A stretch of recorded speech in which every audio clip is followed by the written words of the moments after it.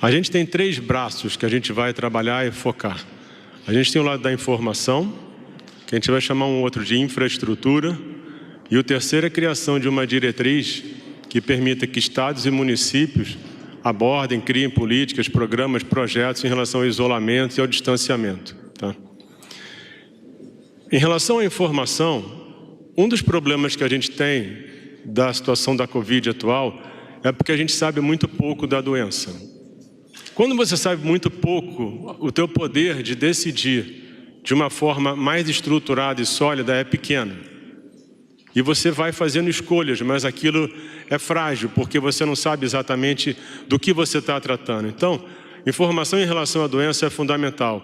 Quantos casos, como é que é a transmissão, quantos transmitem, quantos ficam curados, quantos vão para a UTI, quantos ficam no hospital. A informação sobre a doença é crítica, tá certo? Os hospitais, embora a gente discuta a criação de uma infraestrutura que a gente vai colocar para o atendimento da Covid, os hospitais estão perdendo muito movimento de doenças não Covid, alguns 40%. Isso vai fazer com que eles tenham dificuldade ainda maior em sobreviver. E quanto mais isso durar, mais difícil vai ser para eles. Qual é o problema prático disso? Você vai começar a ter uma demanda reprimida gigante ao longo desse tempo.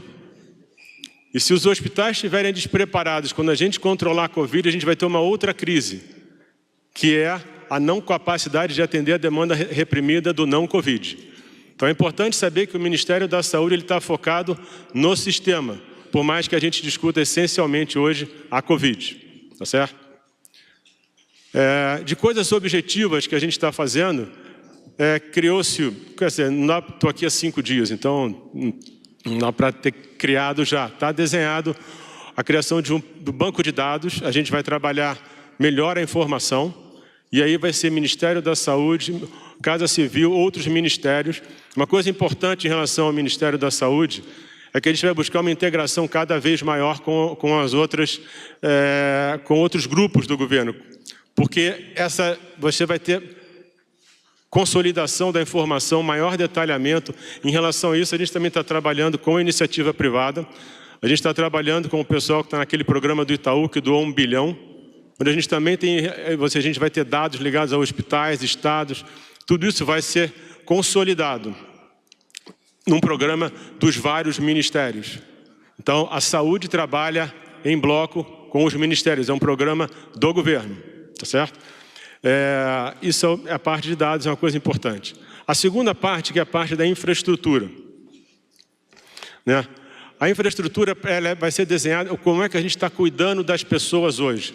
A gente está falando de hospitais, a gente está falando de ventilação mecânica, a gente está falando de UTI, a gente está falando muito de recursos humanos. E é uma coisa que vocês têm que ver, que tem coisas que vão acontecendo ao longo do tempo. Por exemplo, nos Estados Unidos eles começaram a perceber que talvez começasse a faltar remédio, porque quando um doente vai para o respirador, para a ventilação mecânica, ele tem que ter sedado, ele tem que ter relaxante muscular. E eles ficaram com medo de que isso começasse a faltar. Eles nunca tinham pensado que podia faltar remédio para um doente no respirador, e isso poderia estar acontecendo agora. Então é outra atenção. Então a gente está buscando não só aquilo que está nos holofotes, mas detalhes relacionados ao cuidado das pessoas. Em relação a isso, a gente está trazendo, eu estou trazendo o general Pazuello. Isso é uma outra coisa que as pessoas estavam colocando. Ele vai ser o meu secretário executivo. E por que eu estou fazendo isso?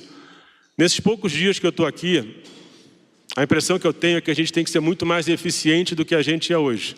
A gente está falando de logística, de compra, de distribuição, e ele é uma pessoa muito experiente nisso.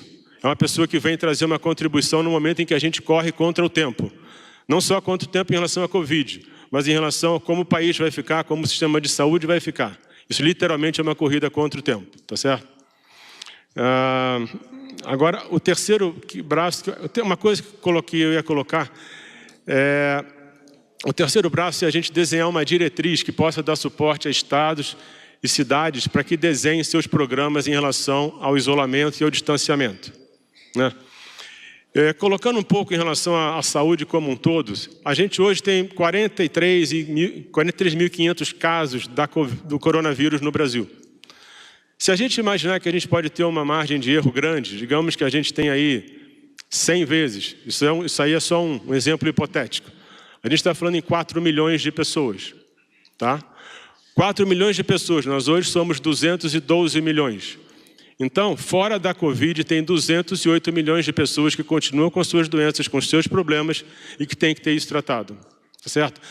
E o que representam hoje 4 milhões de pessoas num país como esse? 2% da população. Se a gente sabe que se existe aí o conceito que você tem que ter 70% da população contato com a doença para que ela seja imune, e a vacina vai levar talvez um ano e meio, entre 2 e 70, e se você não tem um crescimento explosivo da doença, que não está acontecendo no Brasil, a gente talvez nem chegue nesse número antes da vacina. Isso pode levar o quê? Um ano e meio? É impossível um país sobreviver um ano e meio parado. O afastamento ele é uma medida absolutamente natural e lógica na largada, mas ele não pode não estar acompanhado de um programa de saída. Isso é o que a gente vai desenhar. Isso é o que a gente vai dar suporte para estados e municípios, tá certo? Em relação a números, o que foi colocado hoje, uma coisa interessante, eu tenho os números aqui. O Brasil hoje é um dos países que melhor performa em relação à Covid. Tá? A gente tem aqui, se você analisar mortos por milhão de pessoas, o número do Brasil é de 8,17. A Alemanha tem 15. A Itália, 135.